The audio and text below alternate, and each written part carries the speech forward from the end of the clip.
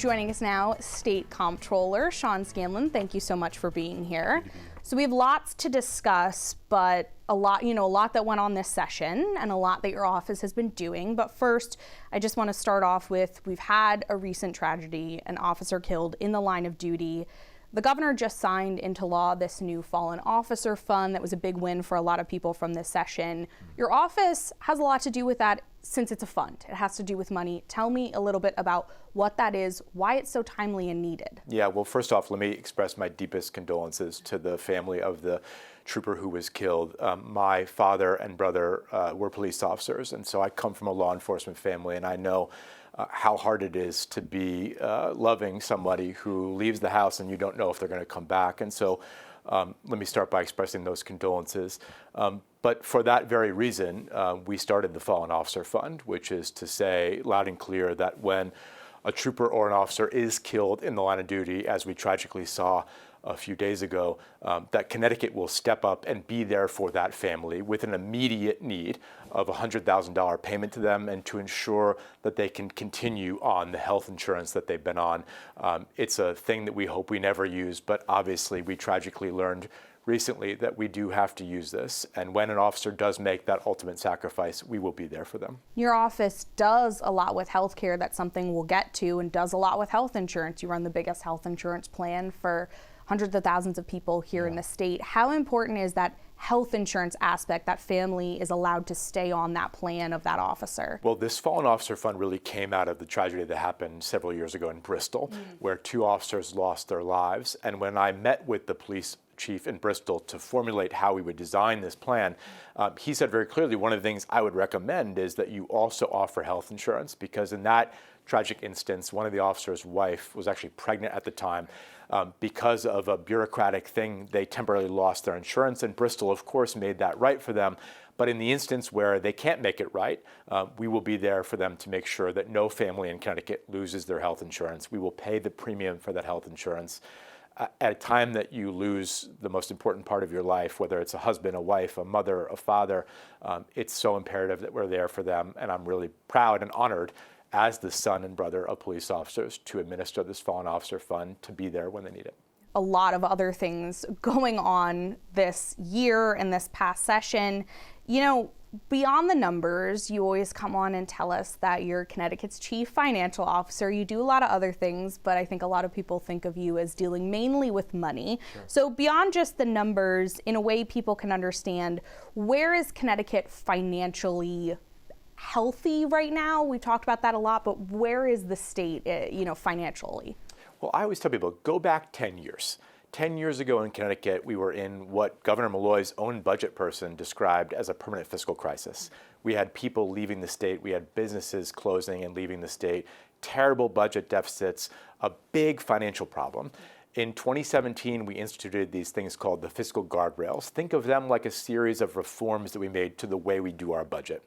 And as a result of those reforms, Emma, we now have, 6 years later, a balanced budget 6 years in a row with a surplus. We've put $3 billion away in our rainy day fund. It's actually at the full limit of what we can put away.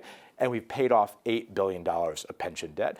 Just last week, the 2 biggest rating agencies in the country said that Connecticut's finances has improved from stable to positive. And so all these things are making a big difference. And now not only have we figured out what our budget situation is, but our health as a state and our economy is getting better because people finally believe that we've gotten our fiscal house in order. We've got a lot of work left to do. Obviously, we haven't solved every problem, but we've made a lot of progress that we should be really proud of. And as you mentioned, this was not always the spot Connecticut was in. No. It was a very different situation years ago, a really unprecedented surplus, but we also have a lot of unprecedented challenges. Post-pandemic, organizations and industries have a lot of needs, especially for funding social services. You know, you and the governor have supported sticking by the spending cap, sticking by these fiscal guardrails, because as you said, this will benefit the state in the future. As we've shown it already has, you said more work still needing to be done, but especially this past session, a lot of lawmakers saw that federal funding running out for certain people. Sure. wanting to give people more state funding, but sort of, as they said, being handicapped by that spending cap. So there was some discussion with lawmakers about possible reforms. It seems like it would be small changes. What's your response to that when we look at, these fiscal guardrails next session? Yeah, so both things can be true, right?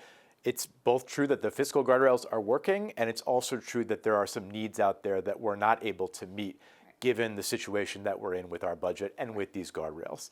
And so I've been having a lot of conversations with stakeholders here in Connecticut about, are there ways that we can adapt the guardrails? Nobody is suggesting that we get rid of them, and I would be the first person to stand up there and say we should not do that because they're working.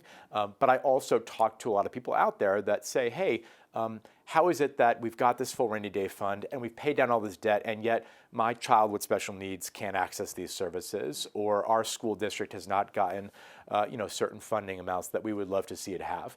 We can't do everything in government, but I do think that there may be ways that we can look at this, and that's an ongoing conversation we'll be having this summer and fall leading into next year's legislative session. Gotcha. We saw this session the motivation to really try and make Connecticut more business friendly and employee friendly, a lot of focus on that. Sometimes some lawmakers felt those were a little bit at odds. A lot of times we hear the business community not being as excited about some protections passed for employees and vice versa, but you know an awful lot about business and industry here in Connecticut. We've seen you getting out there and getting on the job sometimes. Tell me a little bit about that. Yeah, well, listen, I run this thing called MyCTSavings, which is Connecticut's first ever public retirement plan. So basically, if a small business can't afford to offer a plan to their employees, which is the case most of the time, they can offer one through me at MyCTSavings for free at no charge to them to their employees. So I get out a lot and I talk to businesses on Main Street and join different chamber groups and mayors to walk around and literally talk to people.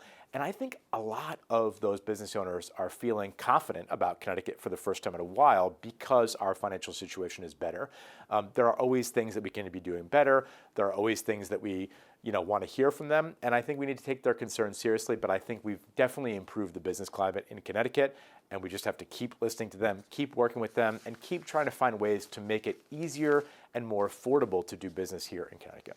And when it comes to, MyCTSavings, another reform we saw this session was those paid sick days. Yeah. That was just recently signed in, that was not just retirement forms, but giving employees more options and more access to this paid time off specifically for sick leave and things like that. We did see that be a little bit controversial, though. We saw a lot of Republicans in the state legislature not very excited about that, but it's something you really supported. Talk to me a little bit about that. Well, listen, nobody wants somebody going to work when they're sick. You don't want your waitress to have a cold and be working through this. You don't want somebody to give up their shift or potentially lose their job because they have to care for their sick loved one.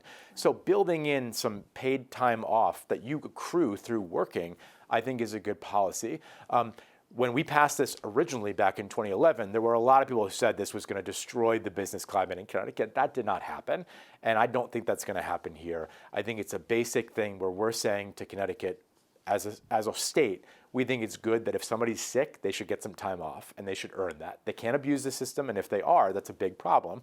But right now, I think it's going to be something that we have to adjust to, and I certainly will be out there, as well as many other leaders, listening to business owners as this gets rolled in.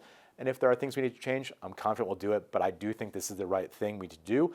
And I think it's a fairness issue, and it's the right policy to make sure people have that time that they need. Is that the reason this implementation is set up to be gradual?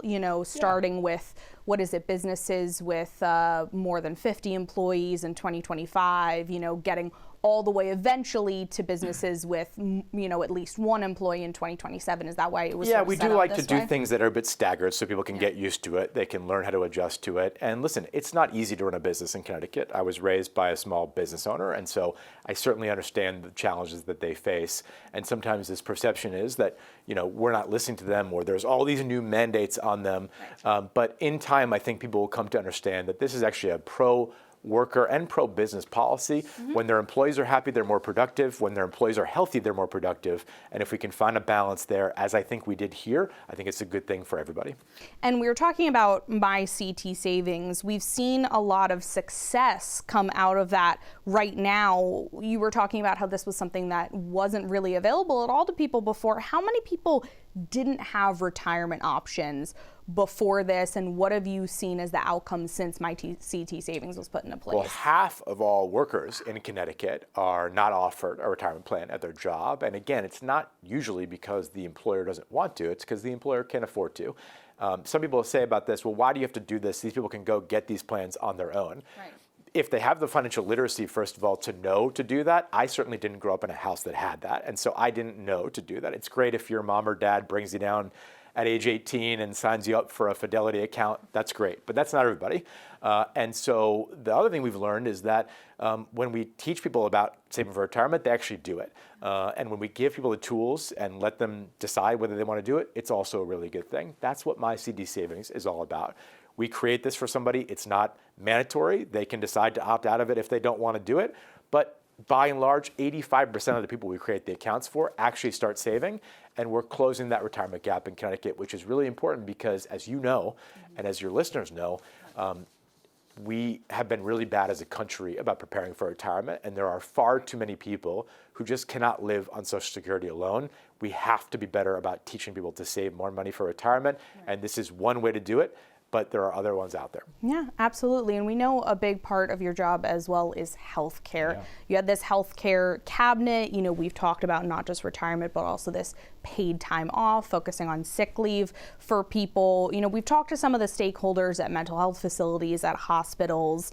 And you've done a lot with the healthcare cabinet as well as roundtables to try and continue that community conversation and then change it into policy, hopefully making it a policy outcome. What are the biggest challenges that you've heard come out of this, you know, from people as this was, you know, your kind of first time doing it this past year? Well, the beauty of this, but also the reason why we're doing it is because we split this up into different groups, as you said, but there were common themes with everyone. And so whether it was rural healthcare when we were up in stores in the quiet corner or in Bridgeport talking about urban healthcare, the same issues were around. High deductible health plans are too expensive. People can't afford them. Transportation to and from doctor's appointments if you don't have a car or you live in a rural part of Connecticut.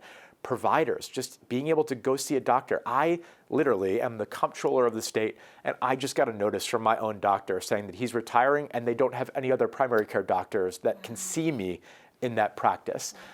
Obviously, I can figure that out, but too many people who get that letter, they have no idea what to do. And so we've really got a lot of work to do here in Connecticut to make sure that everyone has access to affordable and quality health care, regardless of their zip code in Connecticut. And so we put forward 30 ideas this year. 10 of them got introduced into the legislature, and 3 of them became law. And so we're going to keep chipping away at this every year. It's not a one-and-done thing. Change doesn't happen like that. We've got a lot of things to figure out. And I think this process is showing us that when we get together, people from very different backgrounds, whether you're the CEO of a hospital or a community organizer, we can work together, we can get things done, and we can make this state better for healthcare. Definitely a lot to keep watching, conversations we know you're going to keep having, and stuff we know will get moved to next legislative session as well. Comptroller Scanlon, thank you so much for being here. Great to be here.